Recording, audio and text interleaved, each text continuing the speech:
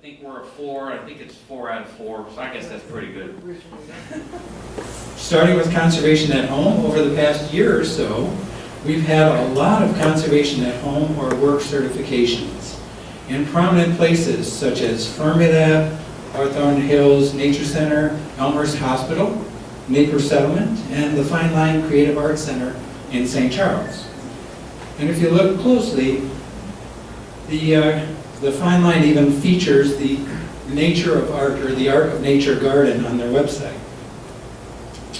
In addition, the Tollway Authority has agreed to start using our pollinator meadow mix alongside some of their tollways. The pollinator meadow mix is a low-growing, very pretty native plant mix that is good for pollinators and can handle stormwater much better than the grass that they have already. But even more importantly, conservation at home involves people, where they live. We could put up literally hundreds of photos like this, but I'd like to do something else.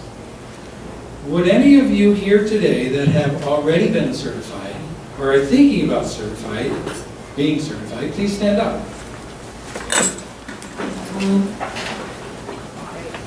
Very nice. See, this is impact right here in this room. Good job. Thank you.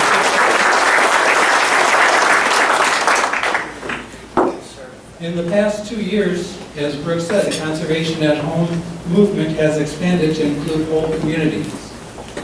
I know some folks are here from many of these DuPage communities, thanks to funding from DuPage Foundation and DuPage County Stormwater. We're working with these communities to help them reach their conservation goals, whether through community education, adopt-a-stream, storm drain stenciling programs, or acting as an advisor on development or conservation issues. A new addition is the village of Oswego in Kendall County.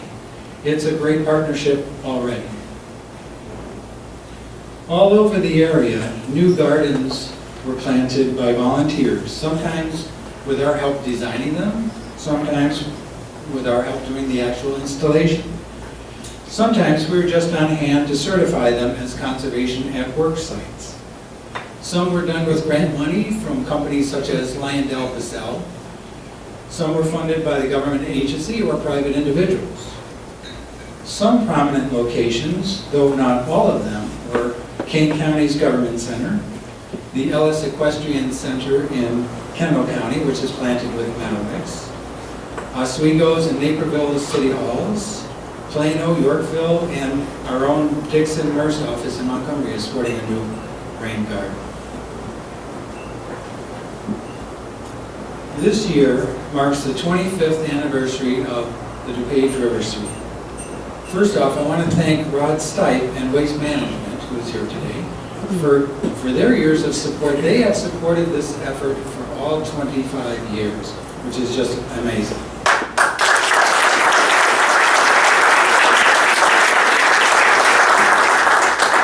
Through the years, thousands of volunteers have grabbed bags and cleaned the riverbanks of trash and debris. This year, nearly 800 people cleaned 60 miles of shoreline and removed nearly 16 tons of trash, which is just amazing. I could give you lots of facts and figures, but isn't it really all about the people? I mean, look at these folks. They're out there. They're on the banks, on the riverbanks. They're in the water, picking up trash, and they're smiling.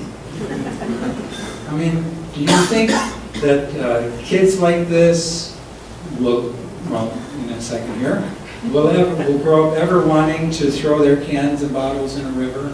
They're invested in a clean river, and that's what it's all about. Speaking of rivers, this year marks the 10th anniversary of the DuPage River Salt Creek Workgroup.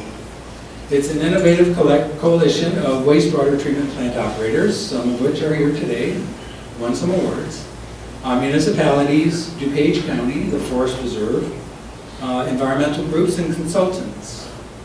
We were founding members of the group. We have a seat on their board, and we provide 2 staff, actually soon to be 3 staff, to the organization. They've accomplished a lot in 10 years, culminating in a groundbreaking agreement this year to delay implementing some expensive chemical treatments which would have uncertain benefits, in order to invest millions of dollars to fix what's actually wrong with the river. This is, as one or maybe two of our presidential candidates would say, it's huge. How are they celebrating their 10-year anniversary? By doing what they do best, working with their partners to fix the river.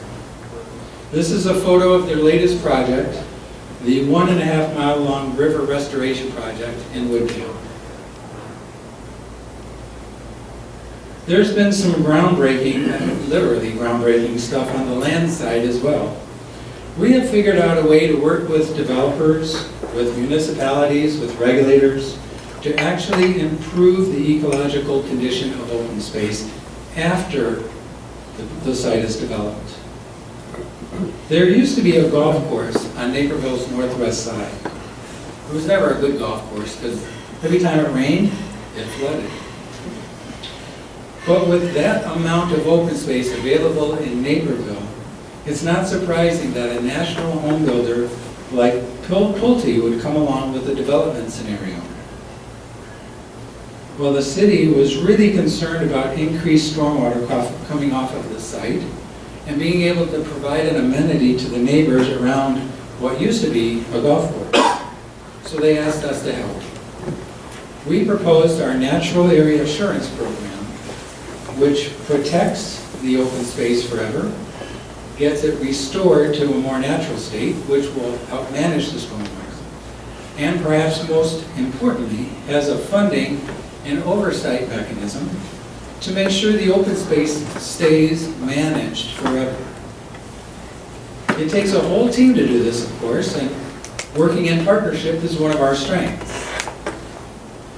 We have done this over the past 10 years, and it's resulted in better property values, fewer complaints about the weedy messes that natural areas can become, and more people being in nature near their home on a daily basis. Well, sometimes there are people who are really generous. Betsy Bramson is one of those people. She and her family have always valued the outdoors and are great supporters of organizations such as ours. Betsy grew up in Wayne, though now lives in another equestrian community, Barrington. A piece of property came on the market in Wayne, and Betsy thought it was important to protect the land and keep it available to the community. This 38-acre property was situated right in between the Wayne Riding Club and a large forest reserve that has horse trails on it. But it was being sold as a development property. The previous owner had allowed riders to go back and forth. So that's a problem. Betsy purchased the land, put a conservation easement in place that will never allow it to be built on, and then turned around and donated it to the village for public use. What a great thing to do. Turning to our youth education program, first, I also want to take a second and remember one of our staff members who passed away this year, Diane Pallardy. She was with us for many years, and it was quite a blow. For the past few years, we've really focused on the Mighty Acorns program. It's for kids in 3rd through 5th grades, and it's unique in that it combines environmental education, experiencing nature, and actually taking care or stewarding a natural area. It's a program of Chicago Wilderness, and is a direct hit on our mission. It's one that we're very excited about. This year, it's gotten a total update of its curriculum, which is very cool. Thank you, Megan Forseth, who coordinates the programs here. We've been at some of the schools for a lot of years, including Wagner School in West Chicago and Johnson School in Warrenville. Our program at Hillcrest School just keeps growing, and this year they more than doubled the number of classrooms. We've also expanded into new ways of delivering the program, starting up Mighty Acorns at 2 Boys and Girls Clubs in Kane County. 2 different family foundations have provided the startup funding for these, which is just incredible. We've talked with the Boys and Girls Club of Joliet as well, and are looking for funding for that program. New things coming up.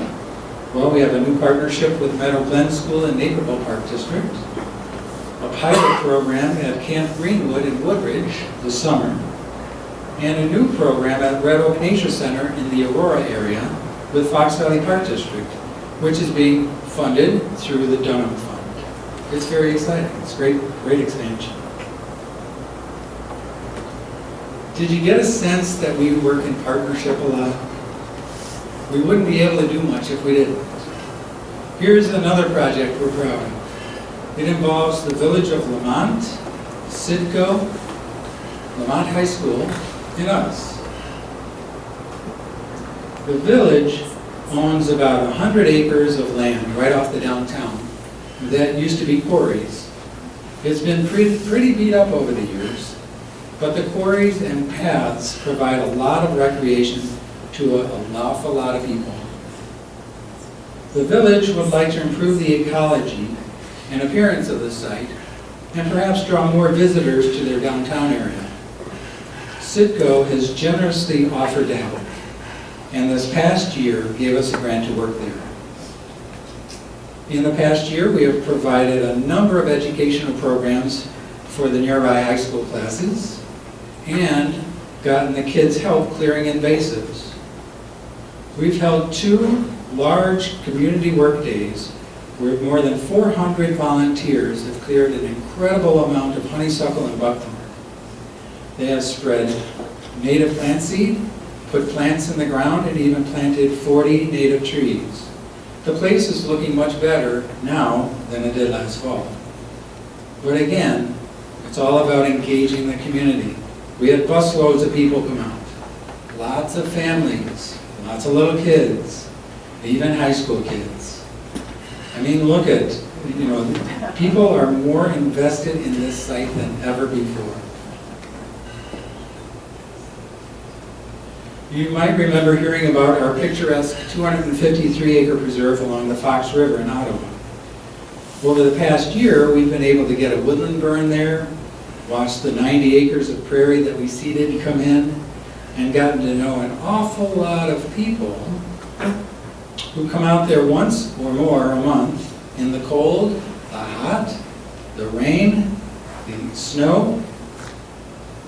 They're an amazing group. They've matured into their own group called the Friends of Dayton Bluffs.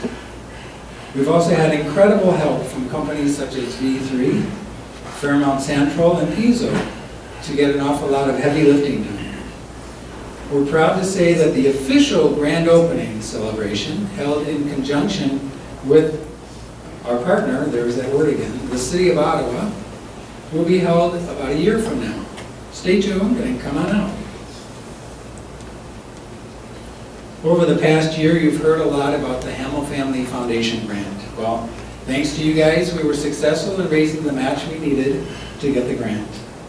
They have given us $500,000, which we will use over the next 5 years to expand our programming, as well as our presence in the Fox River watershed.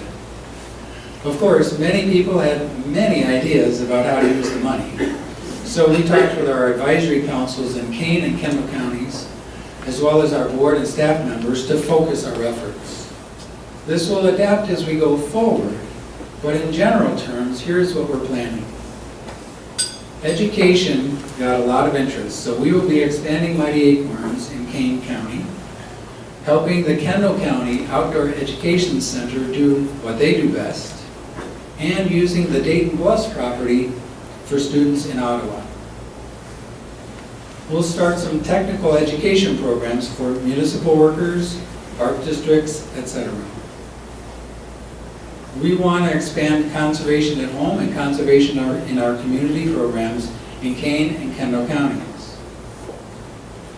And we'd also like to start a conversation with a different type of audience, combining art and nature, like the Fine Line Art Center that we saw before. Of course, there will be room for supporting cleanups, having more of a web presence, etc., and the all-important saving some for stuff we haven't thought of yet. Finally, I also wanted to mention something that we might be talking more about in the near future. The National Fish and Wildlife Foundation has a grant program to help bring back pollinators, such as the monarch butterfly. Instead of putting in an application all by ourselves, we thought a little bigger. We worked with Ben Haberther in the King County Forest Preserve District to put together a coalition of 12 public and private organizations in 5 counties that would create a Fox Valley Monarch Corridor. It's an ambitious undertaking that just might bring $250,000 to the area for improving and restoring nearly 1,000 acres in our region. Well, I've kept you long enough. I hope it's been interesting. Thank you.